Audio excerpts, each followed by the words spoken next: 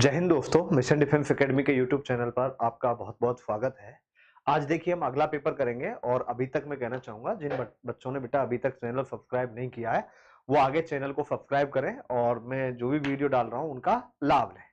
देखिए, इसके बाद आते हैं अगले क्वेश्चन पे। देखो सबसे पहले मैंने आपको बताया हम सामान्य ज्ञान का पोर्शन पूरा करेंगे। कौन-सा? सामान्य ज्ञान का पोर्शन पूरा करेंगे और इसमें देखो खेलों से संबंधित क्वेश्चन है। मैंने बेटा आपके लिए एक पूरा सेट तैयार किया है, खेलों से संबंधित क्वेश्चन है जिसमें, तो एक बार आप उसको जरूर देख लें क्योंकि उसमें खेलों से संबंधित बहुत सारे क्वेश्चन हैं जो कि मैंने करवाए हैं। अब देखिए इसके बाद आते हैं, सबसे पहला ही क्वेश्चन आता है कि फेडरेशन कप किस खेल से संबंधित है। देखिए बेटा फेडरेशन कप आपका फुटबॉल से संबंधित है और फुटबॉल से संबंधित मैंने और भी बताया बेटा, डूरंड कप है। कौन सा है आपका? डूरंड कप है, आपका सुपर लीग है, आपका संतोष ट्रॉफी है, संतोष ट्रॉफी है। इसके बाद एक बेटा आपका आईएफए कप है, कप है। तो ये इस तरीके के जो गेम है ये आपके फुटबॉल से संबंधित है। किससे संबंधित है बेटा? फुटबॉल से संबंधित गेम है ये, तो इसको ध्यान रखना। ये डूरंड कप और आपका मैंने बताया सुपर लीग है, आपका संतोष ट्रॉफी है, आपका आईएफए कप है, ये फुटबॉल से संबंधित खेल है। क्रिकेट की बात करें बेटा, ईरानी ट्रॉफी, रणजी ट्रॉफी, ये काफी गेम है, बॉर्डर गावस्कर ट्रॉफी, ठीक है, जितने भी हैं ये क्रिकेट से संबंधित है। टेनिस से संबंधित देखो विंबलडन है, आपका यूएस ओपन है, ऑस्ट्रेलियन ओपन है, ये टेनिस है। ऐसे बैडमिंटन के काफी गेम है, तो इनको आपको याद रखना है बेटा। इसके बाद चलिए आगे, क्वेश्चन नंबर 2, गिर वन कहां स्थित है? देखो बेटा गिर वन आपका ध्यान रखना भारतीय शेरों के लिए प्रसिद्ध है, भारतीय शेरों के लिए प्रसिद्ध है। और ध्यान रखना ये एशिया का एकमात्र ऐसा है जो कि शेरों के लिए प्रसिद्ध है। गिर वन मैंने आपको पहले बताया भी है, किसी पेपर में क्वेश्चन आया था वहां पे, तो मैं बताया था भी, ये गिर अभयारण्य है वो कहां पे? गुजरात में है। ध्यान रखना गिर अभयारण्य गुजरात में है और यह भारतीय शेरों के लिए प्रसिद्ध है। आता है कई बार कि भारतीय शेरों के लिए प्रसिद्ध अभयारण्य है, तो भारतीय शेरों के लिए प्रसिद्ध अभयारण्य कौन सा है? गिर अभयारण्य। इसके बाद चलिए आगे, क्वेश्चन नंबर 3, भारत और पाकिस्तान के कुन दो शहरों के बीच बस सेवा आरंभ हुई? देखो 1999 में भारत के अमृतसर और लाहौर के बीच में, बेटा अमृतसर और लाहौर के बीच में बस सेवा है वो आरंभ हुई थी। और ध्यान रखना है ये बेटा भारत पाकिस्तान के रिश्ते बनते बिगड़ते रहते हैं, तो बार बार ये जो सेवा है वो बंद भी हो जाती है। तो भारत और पाकिस्तान के कौन से देशों के बीच है? अमृतसर और लाहौर के बीच में। जब बंद हो जाती है तो बसें फिर बाघा बॉर्डर तक ही जाती हैं और वहां तक यात्रियों को छोड़ देती हैं। इसके बाद आइए बेटा, चंद्रगुप्त मौर्य का बेटा कौन है? देखो बेटा चंद्रगुप्त मौर्य, इसको सकल जम्बूदीप शासक भी कहते हैं, जम्बूदीप शासक कहते हैं। और मौर्य वंश का संस्थापक भी है, मौर्य वंश का संस्थापक, मौर्य वंश का संस्थापक है। आपको पता है मौर्य वंश का संस्थापक बना कैसे बना? क्योंकि इनके गुरु थे कौटिल्य, या जिसको चाणक्य बोलते हैं बेटा, कौटिल्य क्या बोलते हैं? चाणक्य बोलते हैं, विष्णुगुप्त भी बोलते हैं, ठीक है। तो ये थे, ये इनके गुरु थे और इनकी सहायता से इन्होंने मौर्य वंश की स्थापना की थी, ठीक है। और इनको सकल जम्बूदीप शासक भी कहा जाता है। इनके बेटे हुए बिंबिसार, नहीं है बिंदुसार है बेटा, बिंदुसार कर लेना। इनके बेटे बिंदुसार हुए और बिंदुसार के बेटे कौन हुए बेटा? अशोक हुए। समुद्रगुप्त की बात करें, समुद्रगुप्त हैं आपके, ध्यान रखना ये गुप्त वंश के संस्थापक, ये गुप्त वंश के शासक हैं, चौथे शासक हैं। ये कौन से वंश के? गुप्त वंश के। ध्यान रखना सबसे शक्तिशाली शासक हुए थे और इन्होंने जीवन में कोई युद्ध नहीं हारा था। ध्यान रखना इन्होंने जीवन में कोई युद्ध नहीं हारा था। ये गुप्त वंश के चौथे शासक थे समुद्रगुप्त। और ध्यान रखना इनको संगीत प्रेमी भी माना जाता है और सिक्कों पर वीणा बजाते हुए आता है, कई बार वीणा बजाते हुए इनकी फोटो है, वीणा बजाते हुए चित्र इनका है। कहां पे? सिक्कों पे। तो ये क्वेश्चन भी बेटा कई बार आया है कि सिक्कों पे वीणा बजाते हुए किसको दिखाया गया है, तो किसको दिखाया गया है? समुद्रगुप्त को। इनके बारे में एक चीज और, ये इतने महान शक्तिशाली सेनापति थे, इन्होंने पूरे भारत को जीत लिया था, ठीक है, पूरे भारत के शासक ये बन गए थे। इसीलिए इनको एक बहुत प्रतापी सेनापति होने के कारण इनको भारत का नेपोलियन भी कहते हैं, भारत का कौन? नेपोलियन भी कहा जाता है। किसको कहा जाता है? समुद्रगुप्त को। तो यहां से भी आते हैं बेटा क्वेश्चन। बात करते हैं, देखो मैगस्थनीज। मैगस्थनीज ध्यान रखना एक सेल्यूकस निकेटर था। सेल्यूकस निकेटर को चंद्रगुप्त मौर्य ने हराया। किसको? Seleucus Nicator. सेल्यूकस निकेटर को चंद्रगुप्त मौर्य ने हराया। बदले में इनकी बेटी का विवाह चंद्रगुप्त मौर्य से हुआ। ठीक है, चंद्रगुप्त मौर्य से इनका जो बेटी का विवाह है वो हुआ, जिसका नाम आई थिंक हेलेना था। ठीक है, उसके बाद क्या हुआ था बेटा, इनका एक राजदूत था सेल्यूकस निकेटर का, जो चंद्रगुप्त के दरबार में रहा था। राजदूत था इनका, जो कहां रहा? चंद्रगुप्त के दरबार में रहा था। ठीक है, और चंद्रगुप्त के दरबार में इन्होंने वहां के शासन पे एक पुस्तक लिखी, इंडिका। ध्यान रखना कई बार ये क्वेश्चन भी आता है आपका कि इंडिका किसके द्वारा लिखी गई है। तो मैगस्थनीज के द्वारा लिखी गई है, जो कि किसके दरबार में थे? चंद्रगुप्त मौर्य के दरबार में थे, सेल्यूकस निकेटर के राजदूत थे। तो यहां से देखो बहुत सारे जो क्वेश्चन बनते हैं बेटा, मैंने आपको क्वेश्चन बता दिए, जितने भी क्वेश्चन यहां से निकलते हैं। इसके बाद चलिए आगे चलते हैं। दक्षिण अफ्रीका के पहले अश्वेत राष्ट्रपति कौन थे? देखो साउथ अफ्रीका की बात करें बेटा, दक्षिण अफ्रीका के जो पहले अश्वेत राष्ट्रपति हैं नेल्सन मंडेला हैं। ध्यान रखना राष्ट्रपति बनने से पहले तकरीबन ये 30 वर्षों तक जेल में रहे। 30 वर्षों तक कहां रहे? जेल में रहे। 30 वर्षों तक कहां पे रहे? जेल में रहे। कौन? आपके नेल्सन मंडेला, जो कि पहले राष्ट्रपति हैं अश्वेत, साउथ अफ्रीका के। महात्मा गांधी को अपना ये राजनीतिक गुरु मानते थे। तो ये क्वेश्चन भी कई बार आ जाता है। कान्हा राष्ट्रीय नेशनल पार्क कहां स्थित है? देखो बेटा नेशनल पार्क की बात करें, कान्हा राष्ट्रीय नेशनल पार्क, ध्यान रखना ये बाघों के लिए प्रसिद्ध है। बाघों के लिए प्रसिद्ध है। काफी अच्छी जैव विविधता यहां पाई जाती है। और यह राष्ट्रीय जो नेशनल पार्क है ये आपका कहां पे है? मध्य प्रदेश में। कहां पे? मध्य प्रदेश में। तो ध्यान रखना यहां पे आपका बेटा जिम कॉर्बेट है। ये भी आ जाता है कई बार कि जिम कॉर्बेट नेशनल पार्क कहां है? तो वो कहां पे बेटा? उत्तराखंड में। तो ये क्वेश्चन भी आपका कई बार एग्जाम में पूछ लिया जाता है। इसके बाद चलिए आगे चलते हैं। श्रीलंका का पूर्व नाम क्या है? देखो बेटा श्रीलंका का पूर्व नाम, ध्यान रखना 1972 तक आपका इसका जो नाम है वो सिलोन था। 1972 में इसका नाम लंका किया, और बाद में 1978 में लंका के आगे एक सम्मानजनक नाम लगे, इसलिए श्री लगा दिया। तो ध्यान रखना इसका नाम क्या है? श्रीलंका।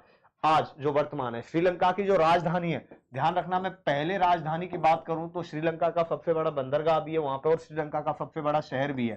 तो वो कौन सा है? कोलंबो। तो पहले राजधानी कोलंबो थी, अब जो राजधानी है वो जयवर्धनेपुरा है। तो कई बार ये क्वेश्चन भी आता है कि श्रीलंका की जो आज की राजधानी है वो कौन सी है? जयवर्धनेपुरा। तो ये क्वेश्चन भी आपके एग्जाम में कई बार पूछ लिया जाता है। इसके बाद चलिए आगे चलते हैं।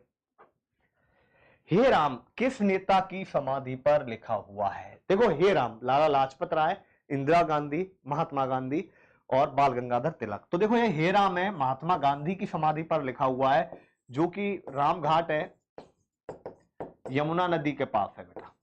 यमुना नदी के किनारे दिल्ली में,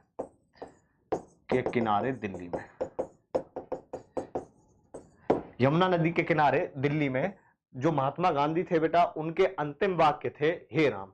तो इनकी जो समाधि बनाई गई है वो आपकी राम घाट जो अपना यमुना नदी के किनारे पर है दिल्ली, वहां पर है। वहां पर इनकी जो समाधि बनाई गई है, और वहां काले संगमरमर का पत्थर है, उस पर हे राम अंकित है, हे राम लिखा हुआ है। और ध्यान रखना वो समाधि ऐसी है, जब विदेशी राजनेता घूमने आते हैं तो बहुत ज्यादा संभावना होती है कि वो महात्मा गांधी को श्रद्धांजलि देने जरूर जाते हैं। तो ध्यान रखना हे राम किस नेता की समाधि पे? महात्मा गांधी पे। क्यों? क्योंकि ये इनके अंतिम वाक्य थे, अंतिम वाक्य थे। ध्यान रखना। तो कई बार ये क्वेश्चन भी आ जाता है कि महात्मा गांधी के अंतिम वाक्य कौन से थे? तो महात्मा गांधी के जो अंतिम वाक्य हैं वो कौन से थे? हे राम। पटना शहर किस नदी के किनारे पर स्थित है? देखो बेटा बात करते हैं पटना शहर की। तो देखो इसके किनारे पर सबसे पहले यमुना की बात करें बेटा, बता चुका हूं यमुना नदी के किनारे आपका दिल्ली है, मथुरा है, आगरा है। और ध्यान रखना संगम में, प्रयागराज संगम में ये आपकी गंगा नदी में मिल जाती है। और ये गंगा नदी की सबसे बड़ी सहायक नदी है, ध्यान रखना, गंगा नदी की सबसे बड़ी सहायक नदी है।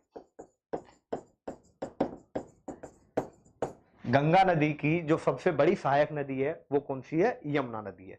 अब बात करें बेटा गंगा की, तो गंगा नदी आपकी कौन कौन से शहरों में जाती है? हरिद्वार हो गया आपका, ठीक है, हरिद्वार, इसके बाद आपका बेटा कानपुर हो गया, ठीक है, हरिद्वार हो गया, कानपुर हो गया, ठीक है, और आपका कानपुर के बाद आपका वाराणसी हो गया, वाराणसी काफी बोलते हैं, ठीक है, वाराणसी हो गया, इसके बाद आपका बेटा पटना हो गया, और आपका ये बेटा प्रयागराज है जहां यमुना नदी मिलती है। तो ये ऐसे शहर हैं वो किस नदी के किनारे पर हैं? गंगा नदी के किनारे पर है, ध्यान रखना। यदि ब्रह्मपुत्र की बात करें तो बेटा यहाँ पे आपका डिब्रूगढ़ हो गया, आपका बेटा गुवाहाटी हो गया, और आपका तेजपुर हो गया। ये जो शहर है वो आपके ब्रह्मपुत्र नदी पर है। कावेरी नदी पर जो प्रसिद्ध शहर है आपका तिरुचिरापल्ली, बेटा कौन सा है? तिरुचिरापल्ली।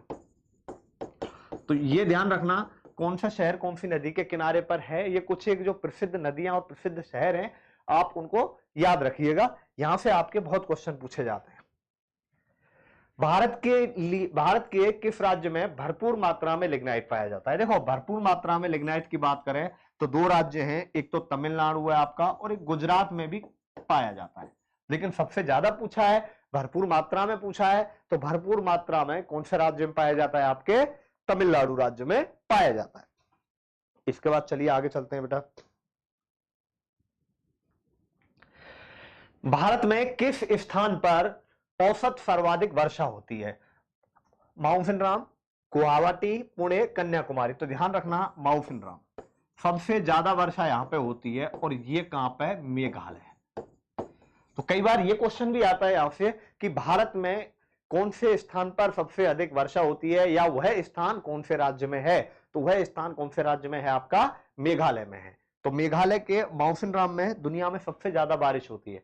निम्न में से कौन सा अंतरिक्ष यान सबसे पहले अंतरिक्ष में गया था? ध्यान रखना एक दौर था 1950 के बाद का या 60 के आसपास की बात करें, उस टाइम पे अमेरिका और रूस में बहुत ज्यादा कंपटीशन था, और अमेरिकी अपने आप को रूस से बहुत आगे मानते थे। लेकिन रूस ने क्या किया, जो सबसे पहले अंतरिक्ष विमान है वो रूस ने भेजा था, और वो कौन सा भेजा था? स्पुतनिक 2 विमान भेजा था, ध्यान रखना। और उससे अमेरिका को बहुत तगड़ा झटका लगा था अपने आप में, और इसीलिए बेटा मैंने आपको बताया था जो रूस की वैक्सीन का नाम है स्पुतनिक, तो वो कहीं ना कहीं इन्होंने नाम है वो अमेरिका को चिढ़ाने के लिए ही रखा है, ठीक है। तो उसको अमेरिका को चिढ़ाने के लिए ही इसका नाम क्या रखा है इन्होंने? स्पुतनिक, क्योंकि उस टाइम पे स्पुतनिक विमान था जो अंतरिक्ष में सबसे पहले गया था।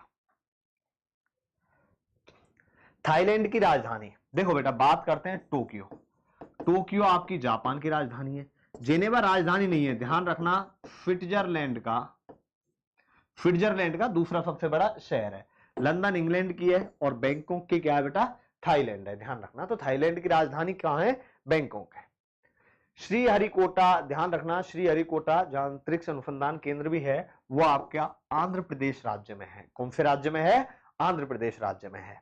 इसके बाद चलिए आगे चलते हैं। भारतीय भूविज्ञान सर्वेक्षण कहां पर है? देखो अंग्रेजों के टाइम पे, और भारतीय भूविज्ञान सर्वेक्षण है जो कोयले वगैरह की खुदाई करते थे, तो उसका पता लगाने के लिए कोलकाता में किया था। और ध्यान रखना है भारत का सबसे पुराना है, ठीक है, और इसने बहुत अच्छा काम किया है, तो आज की तारीख में वर्ल्ड फेमस भी है। तो ये काफी पुराना है, और ये अंग्रेजों ने स्थापित किया था। इसके बाद चलिए आगे चलते हैं। देखो यहाँ पे आपका सामान्य अध्ययन है, उसका पार्ट पूरा हो जाता है, जिसको हम जीके भी बोलते हैं, जनरल नॉलेज। इसके बाद चलिए आगे चलते हैं हम साइंस के क्वेश्चनों की ओर। शरीर में सबसे मजबूत पेशी है, देखो शरीर की बात करें बेटा, मानव के शरीर में जो सबसे मजबूत पेशी है वो कहां पे? जबड़ों में होती है। कहां पे होती है? जबड़ों में होती है बेटा। इसके बाद चलिए आगे। एक साधारण वयस्क में, एक साधारण व्यक्ति में रक्तदाब होता है, तो बेटा ये कई बार बता चुका हूं, 180 और 100 Hg। तो 120 और 100 नहीं बेटा, 120 और 80 है। तो यहां देख लो बेटा, 120 और 80 Hg, ये एक साधारण व्यक्ति का रक्तदाब होता है। विटामिन सी की कमी से, देखो बेटा ये क्वेश्चन आते हैं एग्जाम में, ध्यान रखना है हमें, विटामिन ए की कमी से, बी की कमी से, सी की कमी से। तो यहां देखते हैं बेटा, वेरी वेरी देखो वेरी वेरी विटामिन बी की कमी से होने वाला रोग है। स्कर्वी की बात करें, विटामिन सी की कमी से होने वाला रोग है। रिकेट्स की बात करें, विटामिन डी की कमी से होने वाला रोग है। और रतौंधी की बात करूं मैं तो बेटा ये आपका विटामिन ए की कमी से होने वाला रोग है। तो सी की कमी से पूछा है, स्कर्वी है। ध्यान रखना विटामिन ई की कमी से नपुंसकता रोग होता है। ध्यान रखना नपुंसकता होता है किसकी कमी से? विटामिन ई की कमी से। इसके बाद चलिए आगे। मनुष्य के शरीर का साधारण तापमान, देखो मनुष्य के शरीर का डिग्री सेंटीग्रेड में बात करें तो बेटा 37 होता है। कितना होता है? 37 और 97.5 ये दिया गया है। ये बेटा डिग्री में नहीं होता है, यदि फारेनहाइट में होता तो वो लगभग 98 के आसपास होता है। तो आपका डिग्री में बात करें तो 37 डिग्री सेल्सियस होता है। ओजोन गैस का रंग होता है, देखो ओजोन गैस ध्यान रखना ये आपकी बेटा जो ओजोन गैस है, ओजोन गैस के बारे में बता देता हूं। जो ओजोन मंडल है, ओजोन मंडल में यह गैस कहां पाई जाती है? ओजोन मंडल में। ओजोन मंडल में ध्यान रखना इसका फॉर्मूला होता है O3। जो ऑक्सीजन का अणु बेटा O2 है, दो भागों में टूटता है, ठीक है, दो भागों में टूट गया और वापस ये ऑक्सीजन से क्रिया करके जो सूर्य की पराबैंगनी किरणें हैं उनकी उपस्थिति में तो ये O3 बनाता है। और O3 ध्यान रखना जो ऑक्सीजन गैस है हल्के नीले रंग की होती है। कैसे रंग की होती है? हल्के नीले रंग की होती है और बहुत ही जहरीली गैस होती है। ये ध्यान रखना कैसी गैस होती है? जहरीली गैस होती है। तो ओजोन गैस O3 इसका फॉर्मूला है, हल्के नीले रंग की होती है और बहुत ज्यादा ये जहरीली गैस होती है। सूखी बैटरी में धनात्मक सिरा किसका होता है? देखो धनात्मक सिरा किसका होता है बेटा? धनात्मक सिरे की बात करें हम तो सूखी बैटरी में धनात्मक सिरा होता है बेटा ग्रेफाइट का या वो कार्बन का, ठीक है, ग्रेफाइट का होता है। और ग्रेफाइट किसका होता है? कार्बन का होता है। रेडियो का आविष्कार किसने किया? देखो जेम्स वॉट ने भाप के इंजन का आविष्कार किया था, गैलीलियो ने टेलीस्कोप का किया था। भाप का इंजन इन्होंने टेलीस्कोप का आविष्कार किया था और रेडियो का आविष्कार ध्यान रखना मार्कोनी ने किया था। टीवी का पूछे तो J.L. बेयर्ड है, ठीक है। तो ये खोज वाले क्वेश्चन भी आपने को याद रखने, तो इनमें से कोई नहीं। ध्यान रखना रेडियो का आविष्कार किया था वो किसने किया था? मार्कोनी ने किया था। इसके बाद चलिए आगे। क्षण चुंबक के मध्य में चुंबकत्व होता है। देखो अधिकतम की बात करें बेटा, जो भी क्षण चुंबक है के ध्रुवों पर, क्षण चुंबक के ध्रुवों पर, देखो ध्यान रखना ऐसा करना बेटा। ये क्वेश्चन क्या है कि थोड़ा सा मैं चेंज करवा देता हूं, ये थोड़ा सा यहाँ पे जो क्वेश्चन दे रहा था वो नहीं लिखा है। क्षण चुंबक में ऐसे करो बेटा, अधिकतम चुंबकत्व होता है। देखो क्वेश्चन ये था कंप्लीट, क्षण चुंबक में अधिकतम चुंबकत्व कहां होता है? तो ध्यान रखना ये इसके ध्रुवों पर होता है बेटा, ध्रुवों पर होता है। जैसे ये आपकी क्षण चुंबक है तो ये इसके जो ध्रुव है जो आपके उत्तर से दक्षिण दिशा में होती है, ध्यान रखना कौन सी दिशा में होती है? उत्तर से दक्षिण। जो आपके सिरे हैं, सिरों पर ध्यान रखना अधिकतम होता है। तो क्षण चुंबक के यहाँ मध्य नहीं बेटा, सिरों पर करना है हमें, क्षण चुंबक के सिरों पर।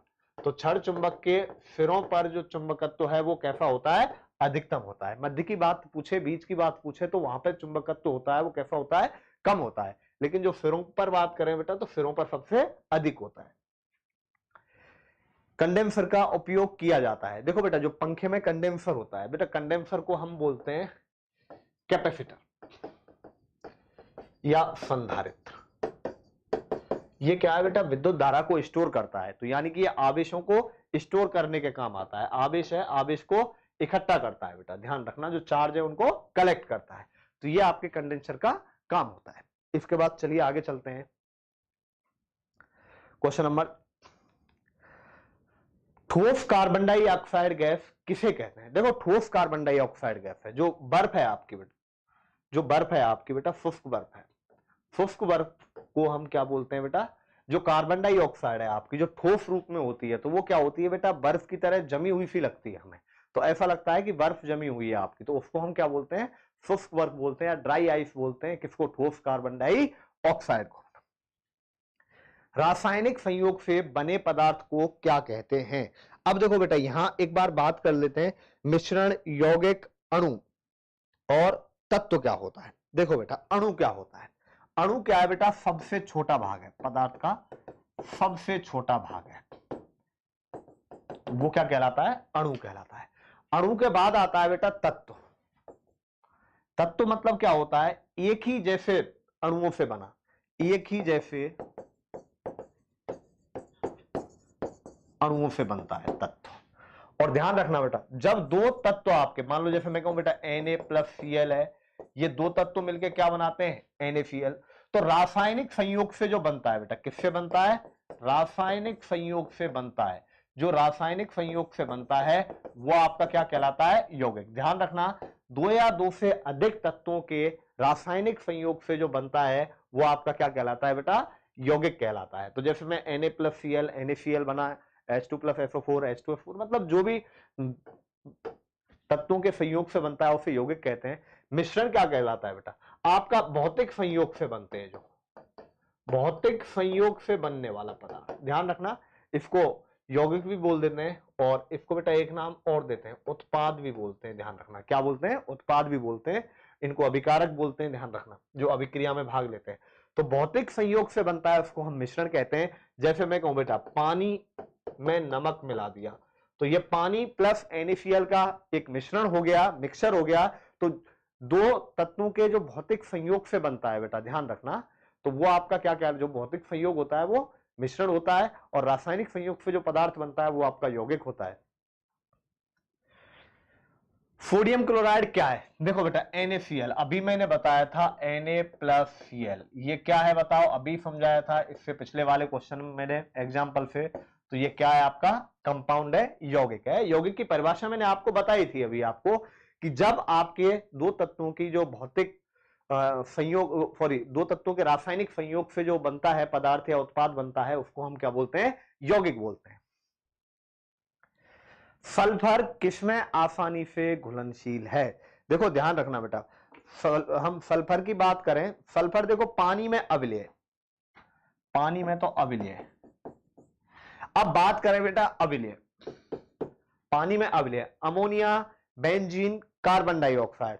तो देखो बेटा, एक तो कार्बन डाइऑक्साइड और इसके अलावा एक मैथिक बेंजीन होता है। सल्फर ध्यान रखना, उसमें आपका क्या होता है, घुलनशील होता है। तो सल्फर घुलनशील किसमें, आपका कार्बन डाइऑक्साइड और मैथिक बेंजीन में बेटा।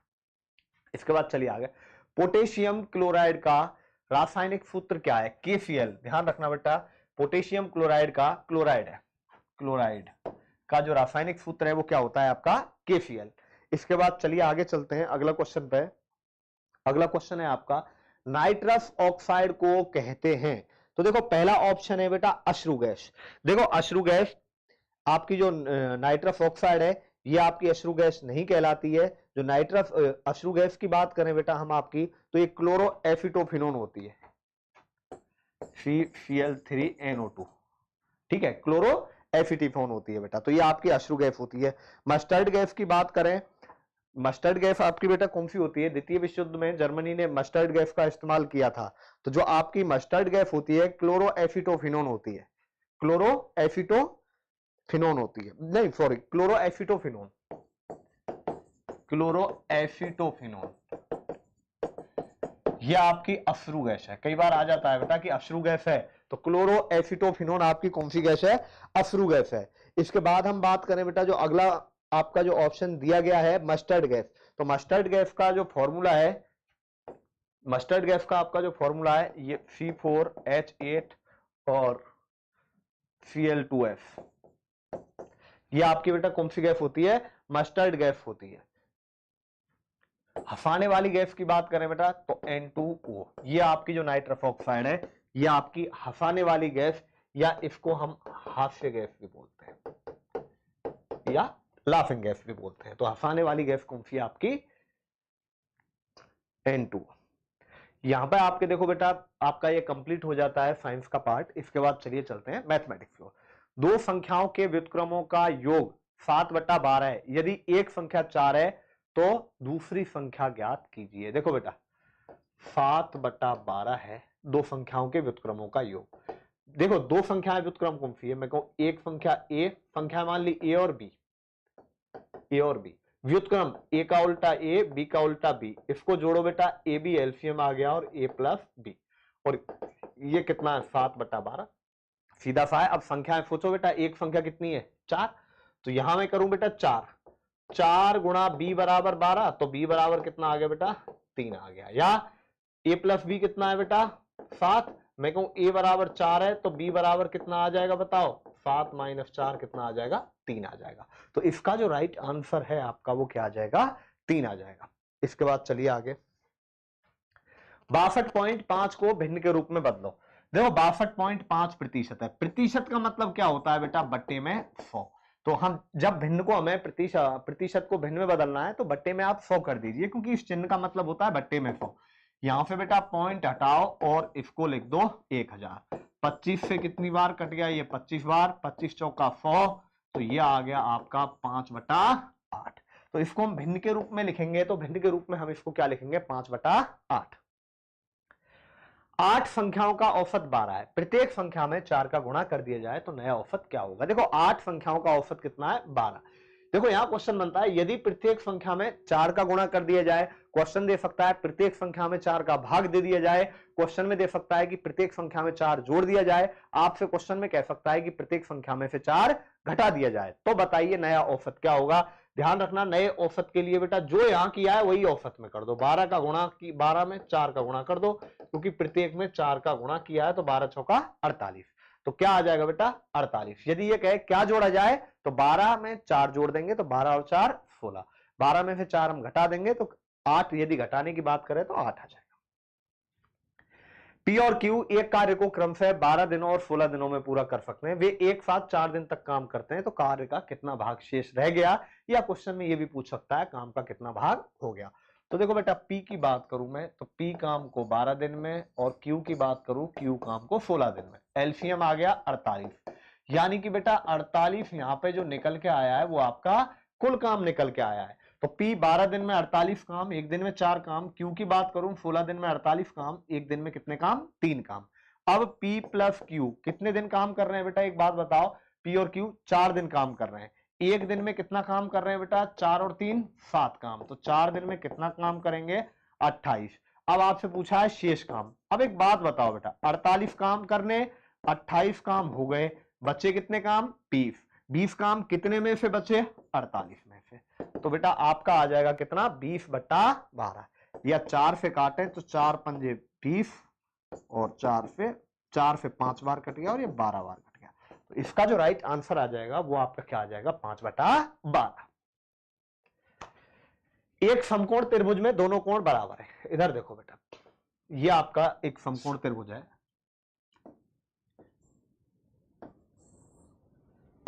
ये आपका 90 डिग्री है। अब ये दोनों कोण बराबर है, θ1 और θ2, θ1 बराबर θ2 बराबर है, कोई भी त्रिभुज है तीनों कोणों का योगफल 180, जिसमें से एक कोण 90 आपका दे रखा है, तो बचे दोनों कोणों का योगफल कितना हो गया 90, एक कोण पूछे तो कितना आ गया आपका 45 डिग्री। तो इसका जो राइट आंसर है वो क्या आ जाएगा आपका 45 डिग्री, या मैं कहूं बेटा 45 डिग्री। साइन स्क्वायर ए प्लस कॉस स्क्वायर ए बराबर, ये हमें ज्ञात करना है, क्वेश्चन मार्क।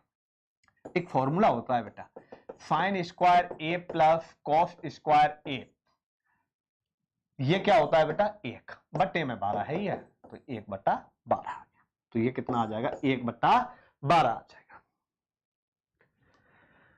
800 आदमी किसी काम को 30 दिन में पूरा करते हैं, 12 दिन काम करने के बाद 80 आदमी काम छोड़कर चले जाएं, बाकी बचे लोगों द्वारा शेष काम को कितने दिन में पूरा किया जाएगा। देखो बेटा 800 आदमी काम को 30 दिन में पूरा कर रहे हैं, 12 दिन का काम हो गया, देखो 30 दिन में काम को पूरा कर रहे हैं, 12 दिन का काम हो गया, तो बचा कितने दिन का काम बेटा 30 में से 12 घटा देंगे, कितने दिन का 18 दिन का, तो हमारे पास अब इतना काम बचा है कि 800 आदमी 30 दिन का काम था, 12 दिन काम करके चले गए, कितने लोग 80 आदमी चले गए, तो बेटा अब काम कितने दिन का बचा है कि 80 आदमी उस काम को कितने दिन में कर देंगे 30 - 12 दिन में।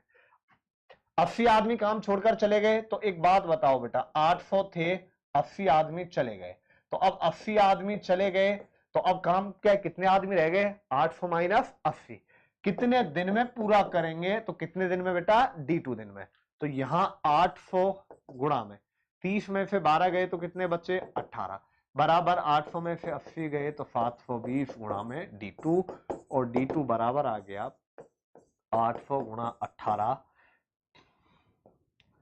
800 गुणा 18 बट्टा में 720। 0 से 0 कितनी बार आगे बेटा? 18 चौका 72 और 4 से कितनी बार? 20 बार। तो कितने दिन में हो जाएगा? 20 दिन में। देखो सीधा सा है बेटा, 800 आदमी 30 दिन में कर रहे हैं, काम 30 दिन में हो जाता है। 12 दिन बाद की बात कर रहे हैं तो काम 800 आदमियों ने 12 दिन का कर दिया, तो 800 आदमियों का काम कितने दिन का बचा? 18 दिन का। लेकिन 80 आदमी चले गए तो अब ये काम 720 लोगों को करना है, कितने दिन में?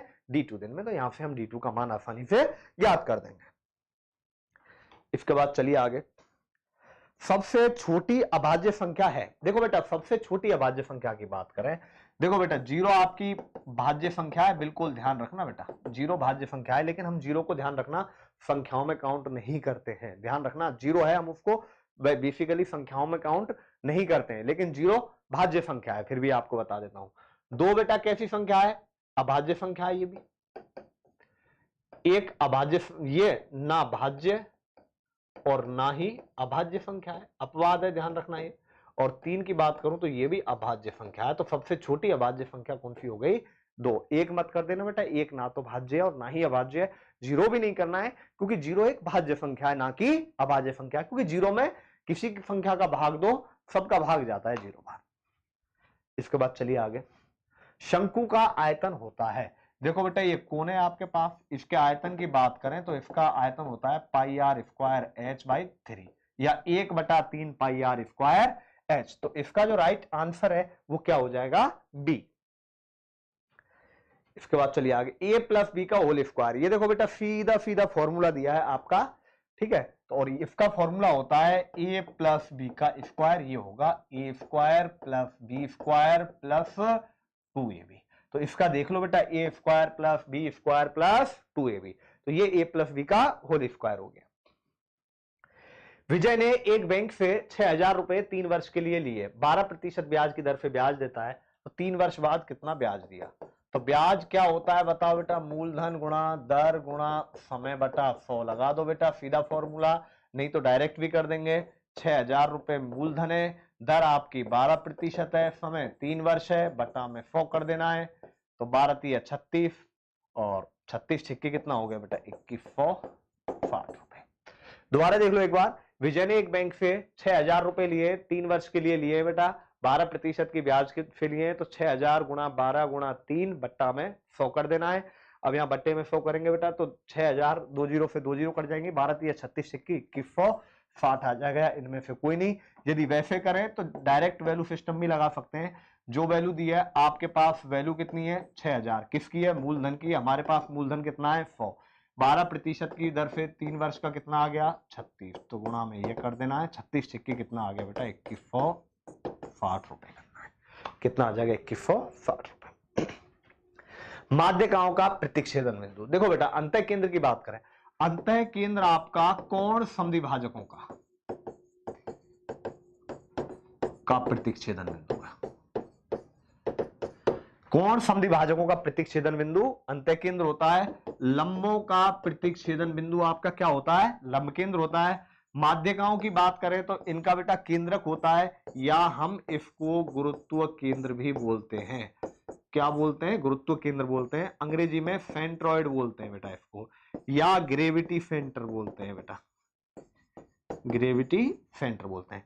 परिकेंद्र होता है आपका भुजालंब समद्विभाजकों का, भुजालंब समद्विभाजकों का जो प्रतिच्छेदन बिंदु होता है वो आपका परिकेंद्र होता है। चलिए आगे। वर्ग के विकर्ण में 20% की वृद्धि होने पर उसके क्षेत्रफल पर क्या प्रभाव पड़ेगा? देखो बेटा सीधा सा है, वर्ग का विकर्ण होता है बेटा √2a, ये क्या होता है? इसका विकर्ण होता है। ध्यान रखना वर्ग का विकर्ण है, तो वर्ग का विकर्ण क्या होता है? √2a। यदि मैं बात करूं बेटा क्षेत्रफल की, क्षेत्रफल होता है आपका भुजा का स्क्वायर। तो a बराबर क्या आ गया बेटा आपका? a बराबर होगा विकर्ण बटा में √2। तो यहां देखो बेटा विकर्ण का स्क्वायर आएगा तो बेटा 2 बार बढ़ा देंगे क्षेत्रफल के लिए, 20 + 20 + 20 गुणा 20 बटा में 100, तो 40 + 4 कितना आ जाएगा आपके पास? 44%। 44%। तो इसका जो राइट आंसर है वो क्या आ जाएगा बेटा, 44%। किसी वस्तु को 640 रुपए में बेचने पर 20% की हानि होती है, 10% का लाभ कमाने के लिए कितने में बेचेंगे। विक्रय मूल्य ज्ञात करना है जब हमें 10% का लाभ कमाना है।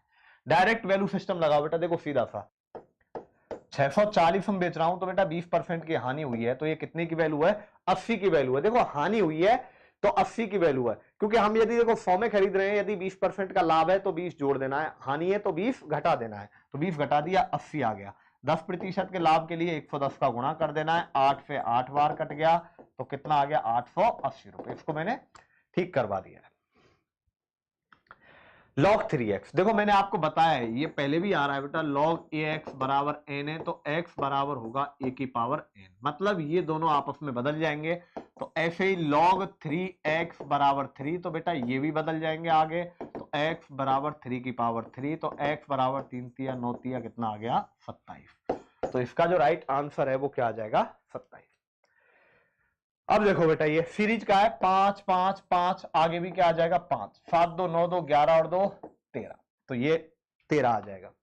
प्रवीण अपने घर से चलना शुरू करता है, 4 किलोमीटर उत्तर गया, 4 किलोमीटर उत्तर गया, इसके पश्चात बाएं मुड़ता है, तो बाएं मुड़ेगा बेटा इधर, बाएं मुड़ता है और 2 किलोमीटर जाता है, इसके बाद पुनः बाएं मुड़ता है, देखो बेटा यूं गया फिर बाएं मुड़ा, तो फिर बाएं मुड़ेगा किधर, इधर, फिर बाएं मुड़ के कितना 4 किलोमीटर।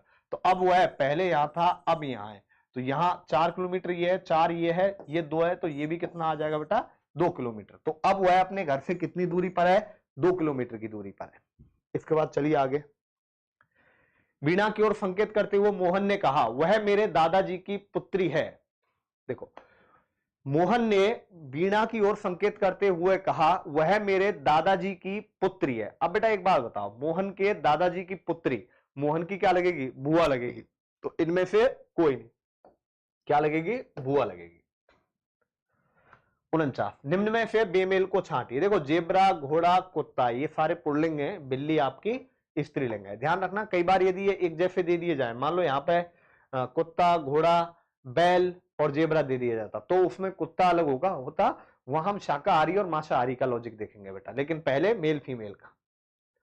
यदि किसी कूट भाषा में कंप्यूटर को क्या लिखा जाता है, RFU, देखो OMPUTER,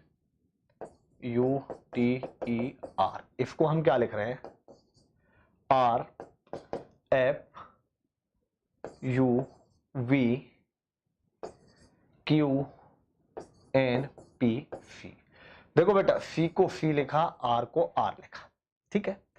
अब देखो आगे क्या किया बेटा, E से F, T से U, U से V, P से Q, M से N, O से P, आगे ऐसे बढ़ा दिया है। तो ऐसे बेटा मेडिसिन को, तो पहले यहाँ M, यहाँ M है तो बेटा यहाँ भी M कर दो, यहाँ E है तो यहाँ भी क्या कर देंगे बेटा E। अब देखो इसने किया क्या है, यहाँ पे उल्टा चलो, E से F, तो N से क्या आ जाएगा बेटा O, आगे बढ़ाया, T से U आ गया, तो I से क्या आ जाएगा J, C से क्या आ जाएगा D। तो देख लो ये EOJD कहां आ रहा है, EOJD दोनों में ही आ रहा है। आगे चलो बेटा, C के बाद D आ गया,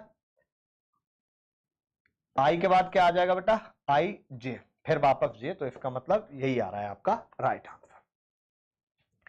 इसके बाद चलिए आगे, तो यहां पे देखो क्वेश्चन आपका ये कंप्लीट हो गया है, ठीक है। काफी अच्छा पेपर था, ठीक ठाक था, और अच्छे तरीके से तैयारी करो इनकी आप।